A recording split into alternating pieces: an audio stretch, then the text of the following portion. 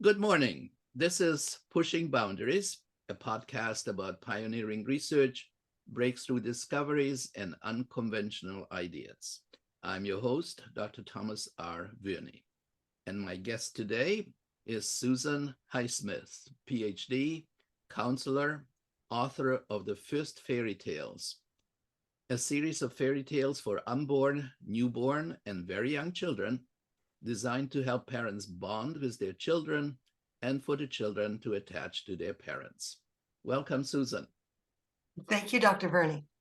How many of these books have you published so far? Well, I have 6 books that I've published starting 2014. Wonderful, wonderful. How did you get into this subject? Can you tell us a little bit about it and take all the time you need? Oh, thank you. I love this story. In the 1980s, I was studying with a psychologist who was also a bit of a spiritual mentor. Uh-huh. And she was teaching me about altered states of consciousness and the power of our thought. And so that began a whole trajectory of interest and study for me.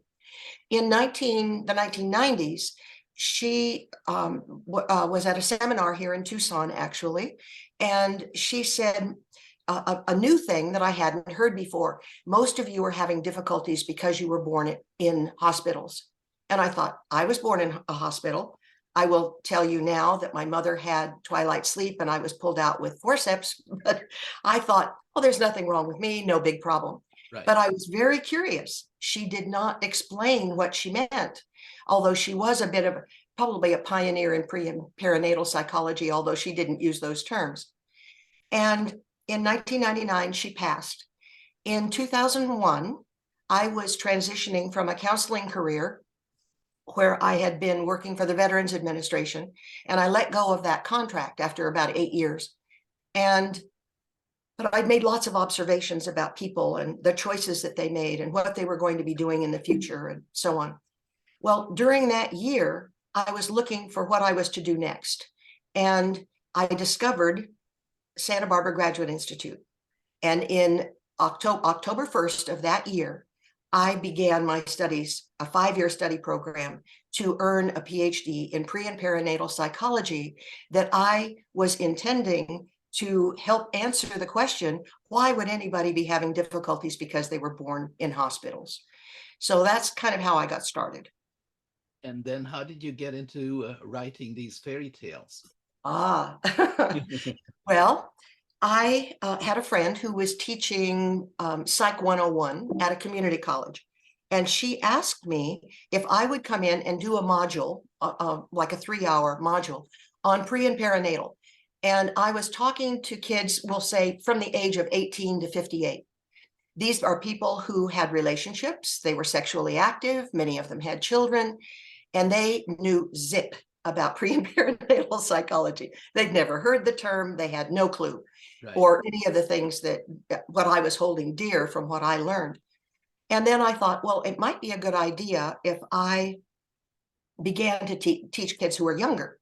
So I went to my local high school and I said, can I get in and teach? And the answer was no, for a lot of different reasons. Parental consent, needing to teach outside the school time as an extracurricular kind of activity, arranging for transportation for the kids. I mean, it went on and on, how difficult it would have been to do it. And I thought, well, if I can't teach them, then I can't teach middle school. I can't teach elementary kids. How do I start? And I thought, you know what? I'm going to go right back to the beginning. What I knew from the research coming out of the 80s and the wonderful things I was learning from you is that babies are conscious, even in utero. And if I could get the mommies to begin to read to their babies, I can give you some of the research if you would like to hear some of that, to read to the babies while they were being carried in the womb, that would be a really good start on bonding, this recognition of the child, the acknowledgement of its consciousness, helping reassure it, helping it feel safe, and that those things could be beneficial. So I wrote books. I started with one called The Adventure Begins, which is focused on conception. The second is the awakening heart, which is about the first 3 weeks, and heart development, because the little heart starts to beat it within that first 21 days. The third one is called Making Sense, and it's about sensory development. And the fourth one is about birth, and it's called Welcome to the Light. And it was just such fun. In fact, I've given you a couple of copies of things. And so what you know is it's totally metaphoric. There's nothing in there that is the reality that we understand if we were to go into a birthing environment or anything like that. It's all done very gently. It outlines an ideal. It recognizes that there are challenges along the way, but it's done almost in a cartoon style. The pictures are beautiful. I had an excellent artist, and so they've become really fun. And what I found in my own personal experience is I gave my pregnant granddaughter a copy of, for example, I'll just use the first book, and she read it to the baby Sage, who's now 4. Yeah. And after Sage was born, he would go to the bookcase, when he was toddling around, and pull off my book because he wanted to have it read. So there's a recognition of a story that makes sense to a kid, even on a very subconscious level, because we're not talking about articulating it from the having explicit memory. But at any rate, I would, up close and personal, it was really working in my life. So you told me about the first 3 books. What about the 4th, 5th, and 6th? The 4th is a newer one, came out, I think, the beginning of this year, called Welcome to the Light. And so I began to expand my ideas from a single child to the idea that spirits, okay, let me back up just a minute. I believe that our spirits are eternal. I believe that they exist before we get here. We incarnate in a body, which is the vehicle we drive while we're here. And then when we're ready, either consciously or very unconsciously, we lay that body down and our spirits go on to whatever the next dimension is. So in that sense, I began to suggest that spirits knew each other, that they were able to commune at some beautiful etheric level. And so when I'm talking about birth, I'm talking about across cultures, lots of different mommies from different cultures, different races, different traditions, welcoming their baby into arms, which is what I really think should be happening, which is that the baby stays with the mommy as long as possible, as opposed to separation, which I would label as anathema. It's not a good thing to do. So holding the baby, so you see lots of pictures of mothers, different kinds of moms holding their babies and suggesting that they're also breastfeeding those babies. So all of these precious little souls are being welcomed to the light. Wonderful. So have you done any writing before, or did you just start a few years ago? I mean, writing of any sort. Well, my master's and then my PhD dissertation was a joy. I wrote about mothers who were expecting their babies, and I interviewed 7 women to do a qualitative study, and that became a report on what women were thinking and whether they got what they expected or not after the baby was born. I conducted 2 interviews, one before birth and then one right after.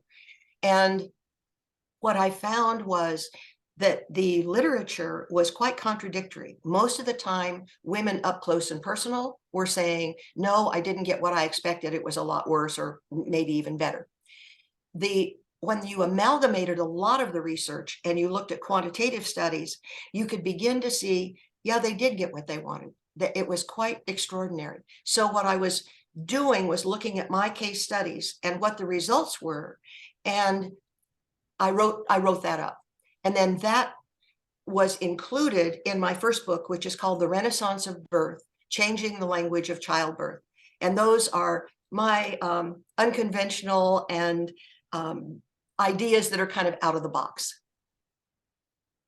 So in terms of these books, which are wonderful because, like you said, you did send me a few of them and they are beautiful and I think they are incredible. Where can people get them? How do people? Oh, sweet. You can go to my publisher, Words Matter Publishing, or you can go to Amazon.com. Okay, I'm just going to write this down. Words Matter Publisher. Words Matter Publishing. Publishing. Yes. One word. And well, on there, if you're emailing them, probably, but I think it would be separate.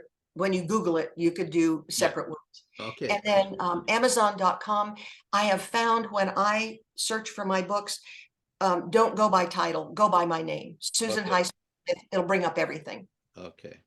And there's a brand new book. Can I take a minute to tell you about that? Absolutely. Absolutely. Tell me about it. Okay, so I want to tell you several things. Yeah. I am celebrating on Saturday the 50th anniversary of my 29th birthday. Okay. Okay. So I'm not a kid. I'm not a kid. So you'll be 79. Yeah. Oh, you let out the secret. Yes, I am. That's indeed the case. And this year I have had, since the beginning of the year, several dear friends pass on. And this has been an accumulating trend over this period in my life. You know, the actuarial tables will say that in the United States, people are supposed to live to be about 78. The number's going down. Actually, I've seen a study that says it's 76. And so what was happening is my friends were passing on. And so I decided that because when I was getting my master's degree, I also got a certificate in gerontology, that I would do kind of something from the lifespan perspective.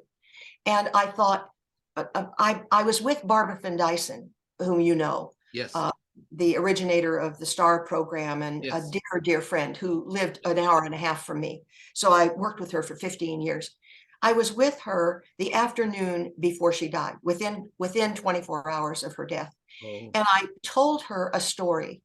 And the story is based on a poem that was written in the 1800s by a guy named Henry Van Dyke, and is sometimes read at eulogies when you're doing a funeral. And it says, it's called Gone From My Sight, and it's about a boat. And the man envisions a ship, and this ship is sailing away from the shore, and the friends on the shore say, there she goes. But on a distant shore that you cannot really see, are others saying, here she comes. Here she comes. So I was telling that story to Barbara. She could not speak. She could not even see.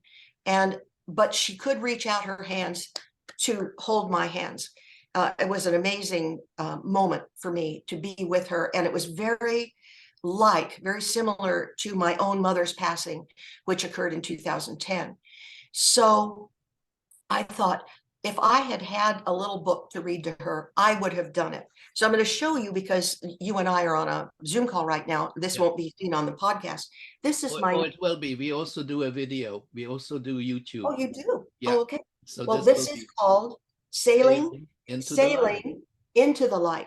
So I did the Welcome to the Light, which is birthing. And this is Sailing into the Light, because there's another realm of light that I believe our souls go to. And so I've written this little book. It's very short, but very colorful, really lovely. The publisher did a very nice job with it. Beautiful. And I had a beautiful friend of mine who's a watercolor artist do each of the pictures for me. And so there are, I don't know, 16, 20 pictures in there. So it's as lovely for the person who's doing the reading as the person who is receiving the reading. And I thought, I'm going to donate some of these to hospice organizations or people that I know who work in this realm. In fact, I met one this weekend that's new. She's a pastor.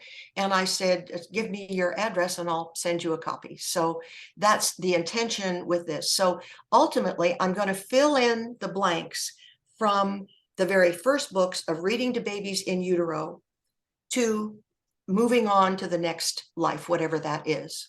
And that was amped up, Dr. Verney, by the fact that my son died at age 42 in 2003. And I was hysterical. I mean, it was unexpected, and yes.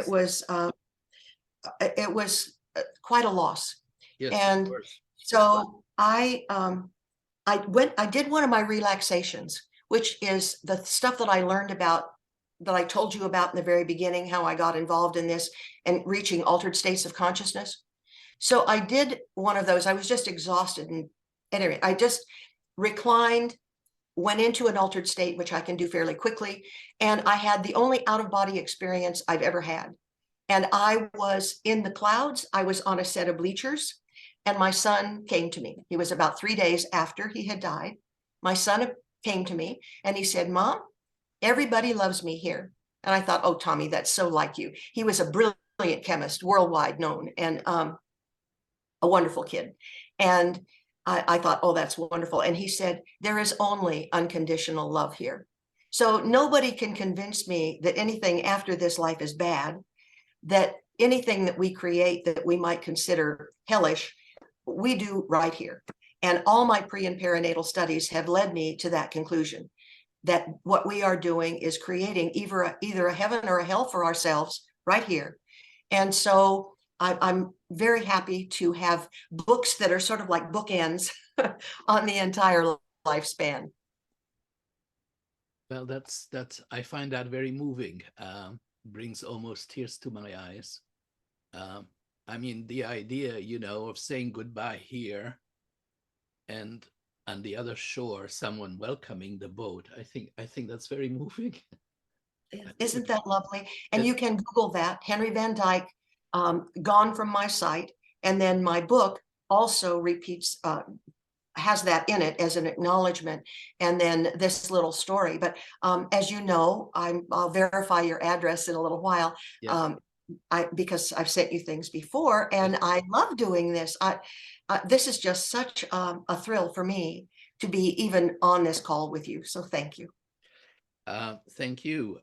You will be interested. I'm just looking at my calendar here. You'll be interested to know that on Monday, the 28th, that's November the 28th, I'm interviewing Dr. Martha Atkinson, Atkinson,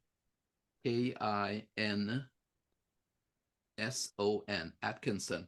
And she has been working all her life on end of life counseling. Really? Yes. And I will send you her email address, and I think the two of you would enjoy meeting each other. I would love to hear from her. Yeah, that would be interesting. So what do you think are the benefits of reading your tales to a young child in utero or after birth? What do you think? May I read you a quote? Yes, absolutely. I don't think your audience can see this, but I've got a couple of slides that slideshows, because I teach this stuff. Yes. So let me start with a quote from you. Okay. Let me go back to this. Where is that?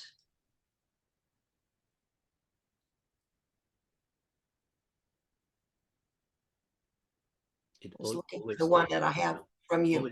You said in Tomorrow's Baby, "From the moment of conception, the experience in the womb shapes the brain and lays the groundwork for personality, emotional temperament, and the power of higher thought." You have been an inspiration to me from the beginning, certainly in this career and in all my writing. In terms of what the benefits are, let me give you a general quote from a woman named Jennifer Shue, a doctor. "Reading and singing to your baby, even before they're born, will help build bonds, promote development, and serve as a source of joy for years to come.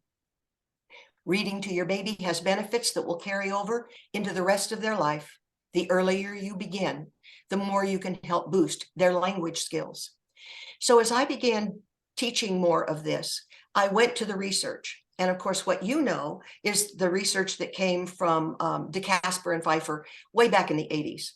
So first, you have to prove to your audience, right, the parents, that babies can even hear in the womb and that they remember.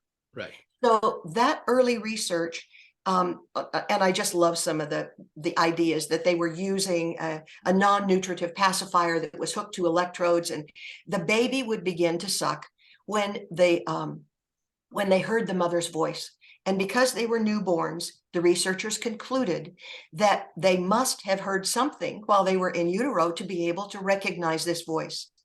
They went on to do more studies, and they had mommies reading The Cat in the Hat, a Dr. Seuss book, to their children, to their babies in utero.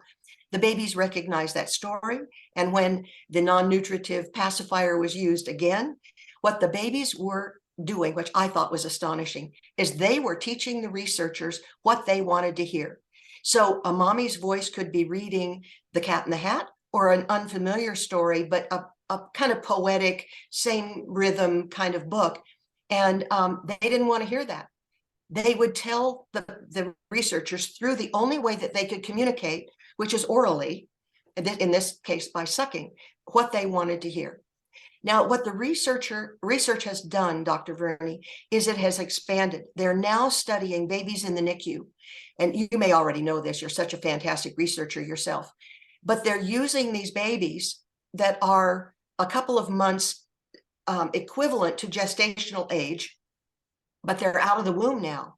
And they're using programs to have mommies hold the babies, read to the babies. It comforts the mother, but they're also finding, as they do further research, that the baby's language skills are improved.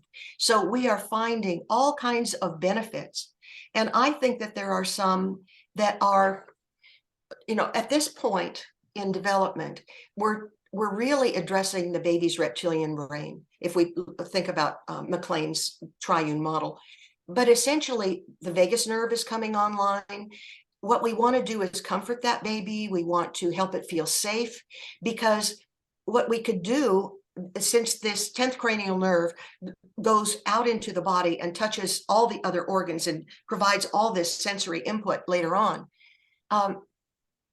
that needs to be not so triggered for fight or flight. It's instinctual. If the baby is feeling comfortable and not getting triggered, like being taken away from mommy or hurtful tests being done on the baby and things like that, the baby has a better chance of having a template laid down, a foundation now for a calmer lifestyle that then helps these layers of the limbic brain, the more feeling brain, and then the neocortex, which we know is 5 times bigger than the other parts altogether, and the right and left hemispheres developing in a much more orderly and favorable way. So this is deep stuff. What are your plans for the future? I'm so happy you asked. I am going to be, I'm writing a book right now. The draft is done. I'm waiting for my granddaughters to give me pictures of my grandchildren, because I want their pictures as opposed to those that I Google off the internet. It's called The Best Bedtime Story Ever. It's about reading to your child after the child goes to sleep. The child, as you know, is in its early years, is in an altered state of consciousness anyway. Some people talk about that as a hypnotic or hypnagogic state. The mostly theta and delta waves, some alpha as well, but not the beta level of consciousness that you and I are using when we're talking. It's a higher frequency, usually 12 to 25 cycles per second.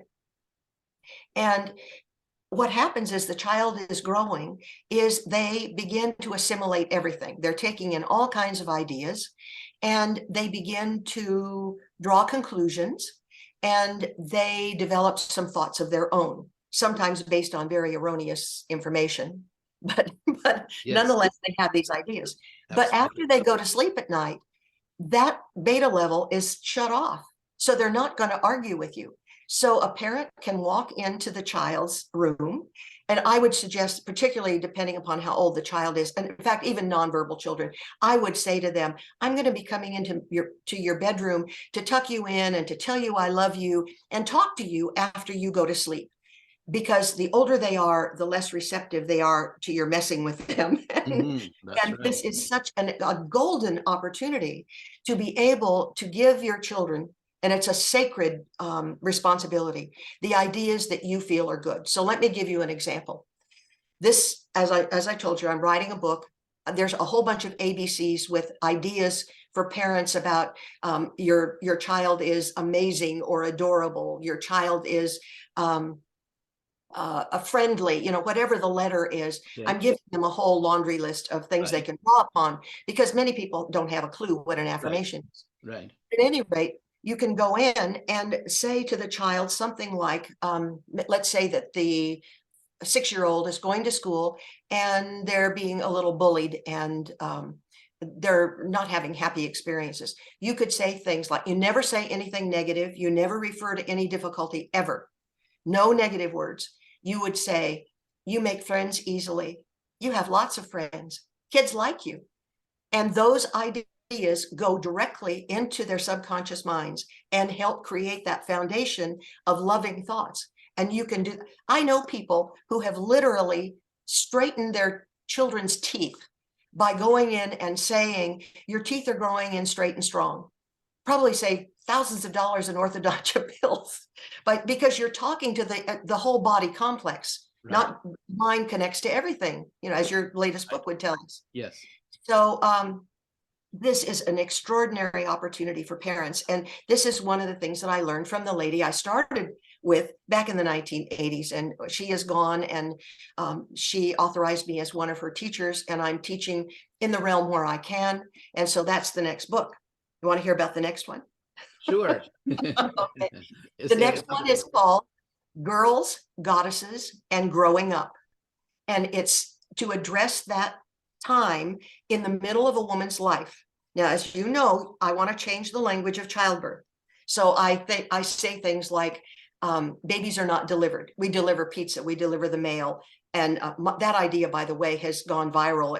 So many people are saying it, and I not attributed to Susan Highsmith, but at any rate, they picked it up. And so I say, babies are born, mothers give birth. Let's use birth as a verb. And so that's one. But here is another. I just lost my train of thought there for a second. So in changing the language of childbirth, yes, we want a recognition of this process as being empowering for women. So I often, when I'm teaching, show a little graph, a little cartoon type graph of a girl who's about, well, it's earlier now, but like for me, it was 14, it might be 12, it might be a little younger, goes into puberty. So it's the period of menarche, and then it goes all the way until menopause. And those are the years during which a woman can get pregnant and give birth. That time frame is a sacred time. During that time, women are on lunar time, which is not what we think about when we talk about our regular calendars, but it is women's time. We think of the moon as being representative of, love and Venus and other things, which is going to come out in this book. But those are 28-day cycles. We know that women who live together will have their menstrual cycles become the same. Yeah. So what I am saying is, the March of Dimes says, and having studied premature birth for decades, that the ideal time in the womb is 280 days. That's 10 28-day cycles. Yeah. So what I am doing in my way of fitting your third category of the people that you're interviewing is saying we need to start talking about birth occurring, gestation period, pregnancy being 10 months, not 9. It's 9 plus a period of time, and it's taken for granted, but it's calculated when women go in and how they calculate that time. But women can be much more in tune with their bodies, and the more in tune they are, the more in tune they can be with their babies. And the better, what we're finding is that the longer the time in the womb, essentially reaching that 10-month period, the better for the baby. Better for it not to be in a NICU. I mean, it's wonderful that care is available. I'm not trying to disparage the medical community or OB-GYNs at all. I know they're doing the best that they can, but there are some ideas that we can change. Most of our ideas, many OB-GYNs who are performing cesarean sections were essentially delivered, using that word in a qualified way, by cesarean section themselves. There are generations of people who are experiencing this. Our friend in Europe, Michelle Odant, is saying that because we adapt so quickly, that when you have 3 generations of women who are born by cesarean sections, the pelvis will narrow, and it will make cesarean section a mandate, that women will not be able to give birth through a natural process. So I think that there's a lot to do to awaken women, to awaken men, parents, to doing things in a way that honors Mother Nature and is totally wonderful for women. They don't have to be in all the pain. I mean, just because the scripture says that, you know, you're going to be in pain doesn't mean that that has to happen. I think that well, I don't want to get into that aspect of all of it, but basically what we have learned in some of the newer research with films, for example, like orgasmic birth, is that if a woman, and I have a film of this, is in an altered state of consciousness. This particular one is on her hands and knees, which is not the lithotomy position, not lying on her back, opposed to gravity, but using her body in a way that is in harmony with nature. Literally went into an altered state. And what this is the actual anatomy and physiology that young people do not understand. God bless you. And that is that there is a G-spot inside the woman's anatomy, birthing anatomy, and that when the baby came down, in this particular example I'm giving you, the baby went over to that G-spot, went by it, backed up, and went over it again. Now, when the mother was interviewed, she said, "I'm embarrassed to tell you, but I had 2 long rolling orgasms while I was giving birth." Now, is that the real intent of that G-spot? Because it's hard to reach from the outside. It is not something that is typically stimulated during intercourse. It is something that may be this wonderful device that nature has designed for women to have a better experience. And if they're lying on their back, because this is on the top of the cavity there, right.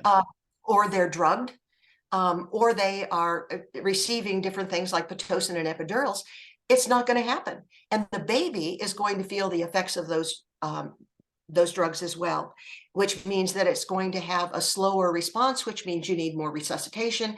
All kinds of interventions occur. The more we intervene, the more we need to intervene. So I have all these ideas about women having this divine responsibility, incredible gift, and that we can do it better for ourselves as birthing mothers and for our children, and reading to them before they're born, helping that bond begin. We know that we are social beings. We need to bond. You know, we're not giraffes or antelope on the plain that can drop in within several minutes, be able to stand up and run away from predators.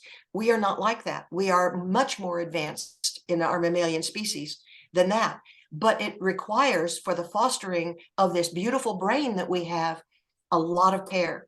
And to have the baby exit the womb and be in mother's arms and receive more and more nurturing, reassurance that baby is safe, means that, you know, I am so grateful for these new children. Some people call them the holy innocents, divine babies, Generation X, millennials.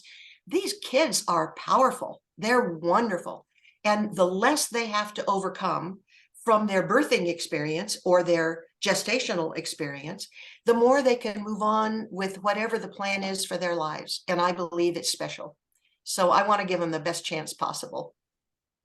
How old were you, excuse me, when you birthed your first child? Oh, yeah. I was 17. 17. Okay. And my second at 19. Yes. So what would you like to say to your 17-year-old now, if you could? Oh, let's see. I would start with something like, "Sweetheart, you are so loved. And I know you love this baby. You can do this. I am here to surround you with love. Your body is in great shape. You can do this for the benefit of yourself and your baby. Sounds good. Sounds Yeah. good. So speaking of your children, you had one son who unfortunately passed away, right? Do you have Yes. any other children? I've given birth to a daughter when I was 19. She is now going to turn 60 in January. She lives in this town. She is babysitting for her granddaughter, just granddaughter this morning, I think, because I think Sage is at Waldorf School this morning. Her name is Wyatt. She's a year and a half old. She is a light in our lives, an absolute delight. So we have 4 generations that can get together here. I also have a couple of stepdaughters and a lot of step grandchildren. So I do interact with them to a degree, but these kids are pretty close. My son had 3 daughters and I just adore them. They're wonderful. So do any of these children or grandchildren follow in your footsteps? They're, in some ways, they're doing way better than I ever did. They've, a couple of them have married young men who are so progressive in their ideas. They are parenting. My son was like this too. They're giving better than they got. And I don't know how that really even happened, that these young men are parenting so beautifully, sharing responsibilities in the home, honoring these girls. And these young women, my daughter's daughters, Laura and Lindsay, are so smart. They are career women. Laura, who lives here in town, works for the Veterans Administration. She's a master's level speech and language pathologist. And so she works part-time, works 3 days a week. Her husband balances with her. He works part-time as well. And then they trade off taking care of the children. And I get to babysit usually once a week. My daughter babysits once a week. So it becomes a family event. And, there's, this idea that it takes a village. I really think that the more people that show up to love a child, the better. Amen to that. Amen. Yes. If you could have coffee with any historical figure ever, who would you choose? Wow. I think I would go in a spiritual direction. I am not religious, but I would choose one of the Marys, maybe Mary Magdalene. Yeah. Yeah. And what would you talk to her about? About love, about forgiveness, Hmm. about holding space when things about you look horrific, about what it's like to stand your own ground, to be courageous, to speak your truth in spite of opposition, those kinds of things. Life lessons. Sounds good. Sounds good. So that sounds a bit like a peak experience then, doesn't it? It certainly does. Yeah. So looking back on your life in terms of the real, as opposed to sort of the would like to peak experiences, is there one experience in your life that really, really stands out that you would label as a peak experience? One or two, doesn't matter. Certainly one. Well, certainly the out-of-body experience that I told you about was, Mhm. it was so real, so vibrant in my own mind. Uh, What comes to my mind right now, and I had no Yes. idea I would Yes. be talking about this. Um, my mother died at age 92, and I was an only child, and I attended to her quite a lot, although she lived in an assisted living facility. She was getting dementia, and she demanded quite a lot of care. That last 10 years, my mother had been quite a heavy drinker and a smoker. And when she gave that up, her personality did not like that. So we had a really tough 10 years.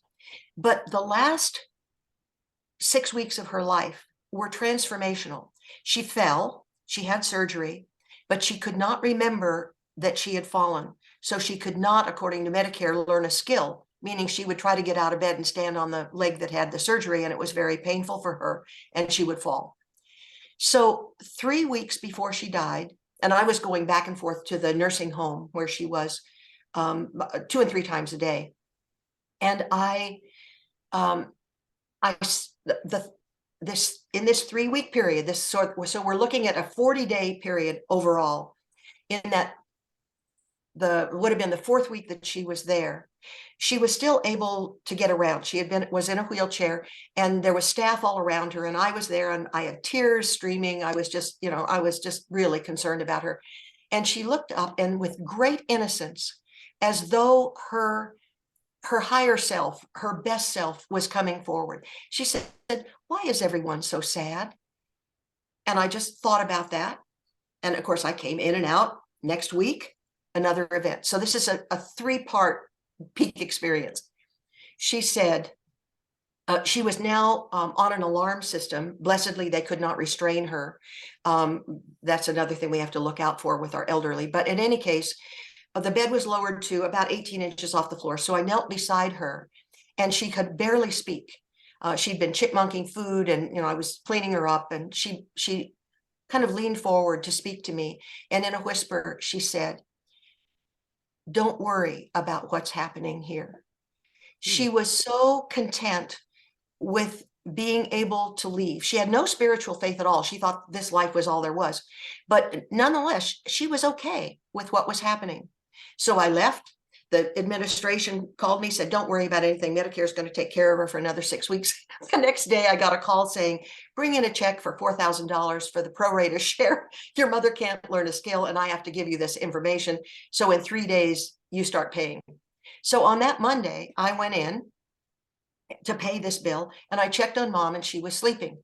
So I left for a little while, and I went to the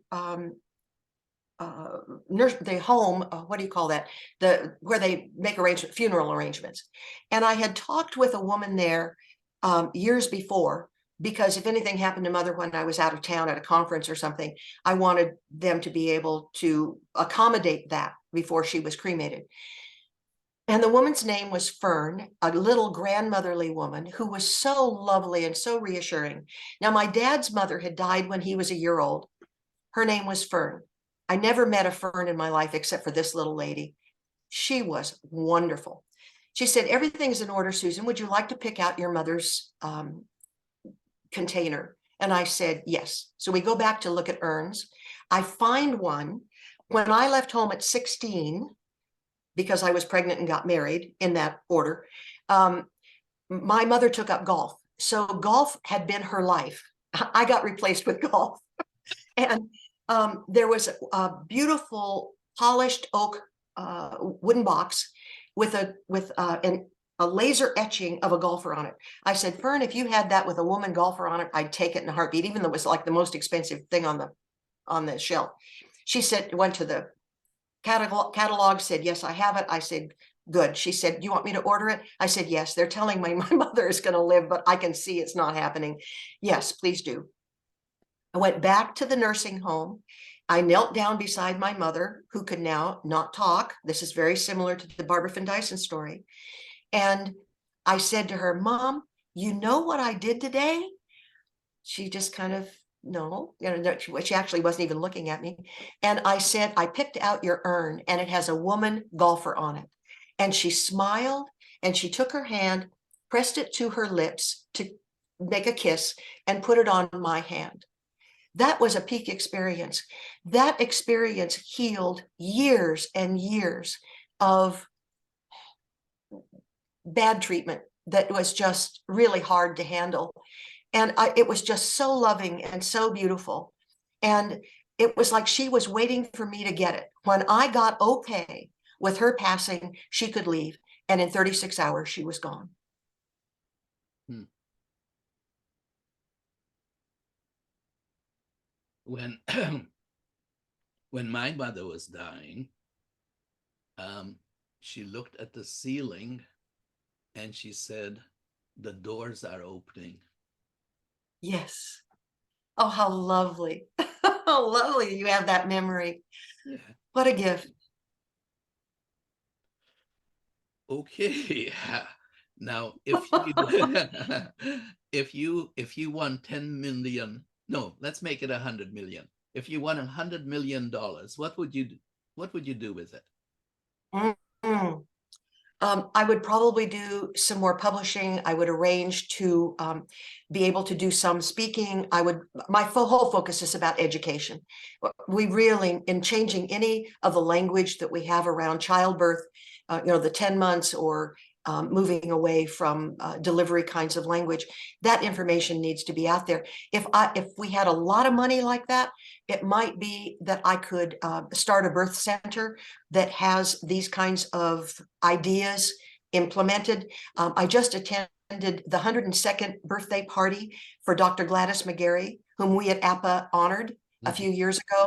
Mhm. And that is her dream, is to start using these wonderful concepts. She talks about living medicine, Dr. Verney. She talks about this in the way that we awaken within the individual, the healer within. She calls it the physician within. To me, that is our best self, that we have these capabilities within us, but we have created a society that is totally focused on victimization. And we celebrate and we make money from keeping people victimized, so that we are continuing to do paradigms from hundreds of years ago of providing drugs and surgery when they're not really, well, they're needed now because people believe it. But if we can begin to shift people's ideas away from these ideas that we have to get sick, that we are genetically programmed, biologically programmed to have the same disease our parents had, that's not true. It's not true at all. And so if we can get away from that, people can have longer and healthier lives. So all of this, everything we've talked about today, would be incorporated in that in the most respectful way. Today, if I had a young woman come into my office, my home, I would say, and she was pregnant, I would never encourage her to not give birth in a hospital if that's what she wanted. If she was afraid, then we will manifest our fears. Our thoughts are incredibly powerful. And so I would not encourage her to do that. You don't start at 8 months pregnant and then say, oh, yes, I'm going to change my whole game plan. In fact, some of the women that I interviewed for my dissertation called Prima Pera's Expectations of Childbirth, the Impact of Consciousness, that that's what will manifest. So no, I want them to be in the safest place possible. And there are many who believe that they can do something different and better and have a really good shot at it. My granddaughter, when she gave birth to Wyatt a year and a half ago, went into the local birth center called Baby Moon, got up on her hands and knees and popped out a baby. Just like that. Just Yeah. like that. Go, Laura. What's Yeah. well, you spoke about the self, the real self, the better self. What does being human mean to you? Mm. I think as humans, we have infinite potential and we have layers of consciousness. We might label that as conscious as we are talking, aware of one another. We might talk about it as subconscious or deeply unconscious. To be human, we have all of those. My belief system, I have a doctorate of divinity as Yes. well as my other PhD. So my belief is that we can get caught up in the humanness at a very superficial level, or we can begin to tap into a greater awareness. We can have conversations with our higher self, if you will. Some people call that an I am presence. And we can connect with others, presence to presence, higher self to higher self. It takes a reorientation. One of the words that I use when I'm teaching is rationalization, that we rationalize, we tell ourselves rational, new word, lies.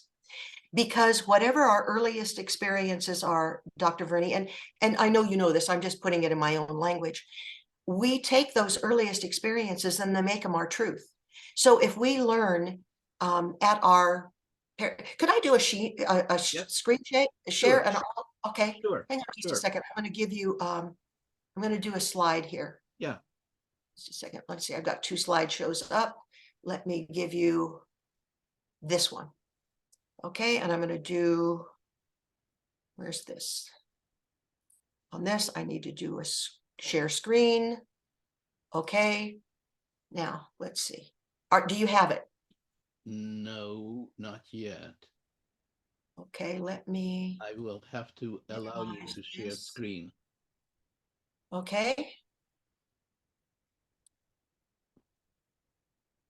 Okay, I'll tell you the story anyway. And if we get screen share, great. Okay, you can share it now. Okay, do you have a slide up? Not yet. No. Okay, let's see if I've done this right. Let me do it again. Okay. Share screen. Yeah. Okay, yeah, there it is. Yes. Got it. All right. Good deal. Okay. Yeah, and we're on the side. Okay. So this is a picture off the internet, but let's pretend that this woman in the middle is me. This is Susan. Okay. This little girl is her daughter, Christy. Christy's probably 10 or 12 years old. The woman in the background we'll call Betty. That's my mother. And we are together at Thanksgiving time, which is very appropriate for this time of year. And we're making pies. And Christy is helping, but she reaches into the pie dough and she takes a bite of the dough and she's eating it. And I turn to her and I say, and recognize I'm in my 20s at this point. I'm an adult. I've got two children growing up. I say to her, Christy, don't eat that pie dough. It'll give you worms. And my mother turned to me and laughed. Just, Susan, where did you learn that? Why did you tell Christy that? I said, Mom, you told me that when I was making pies with you, what, 20 years ago? And so this is an example, a humorous example of how we take something so off the cuff and believe that it's true. I was still telling my daughter this after all these years. Don't eat the pie dough. So on this slide, what it says is beliefs can be, let me do this, I'll minimize this. There we go. We have a different view now.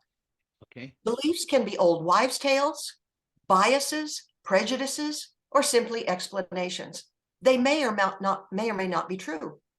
And beliefs are how we make sense of our world, how we normalize our experiences and how we think the world is.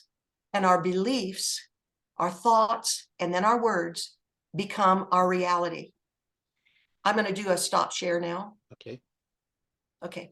So what I'm saying is, as human beings, we need to check out what we believe in. Is it working for us? And if something is not working, we can work with all kinds of wonderful tools to change our minds, to have a better program if it's not working. When my son died, my granddaughters were 10, 12, and 14. And I've had this conversation with them, each one of them individually. I said, your program now is the man who's the most important in my life and who loves me or says he loves me leaves. This is not because my son was a bad person, not at all. He was a very good person and a very good dad. But this principal figure in their lives left. And I want to tell you that it has had an impact on all three of those girls. And at least two of them, no, all three of them have had relationships that broke up, that broke their hearts. And what I am doing with them is having conversations that are very frank, very loving, very embracing to say, we can fix this. We can fix this. This is about your belief system, about whom you're attracting into your life and whether it's going to be a good long-term relationship. It's just, that's a fairly heady and weighty kind of an example, but it's true. And it can affect our health, whether we get a disease or not. It can affect our relationships. It can affect whether we achieve our higher purpose, whether we are able to accomplish our goals. It's all about what we believe, mostly about ourselves.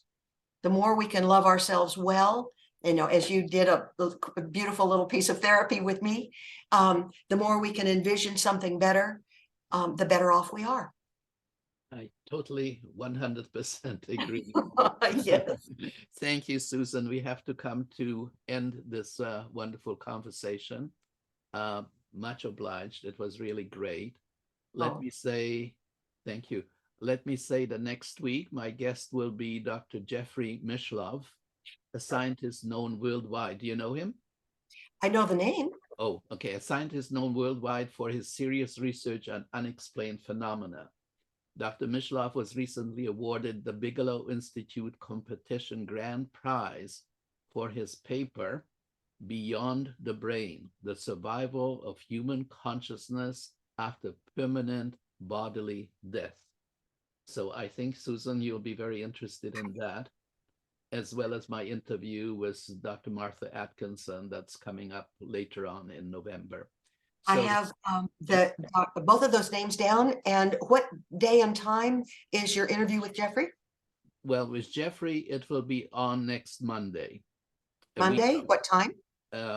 Well, anytime. I mean, it will be like on on the internet next Monday. Oh, fantastic! Yeah, just like well, this interview. Actually, no, this interview will be on next Monday, and Mishlove's interview will be on the following Monday.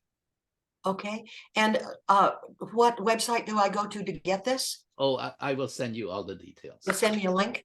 Yes. Oh, good. I love that kind of help. Thank you so much. You're welcome. This has been such an honor for me to be with you and have this conversation. I'll treasure it. It'll be a peak experience for me. And give my very best to Charles. Thank you so much. Take care. Bye-bye. Bye-bye. Bye-bye.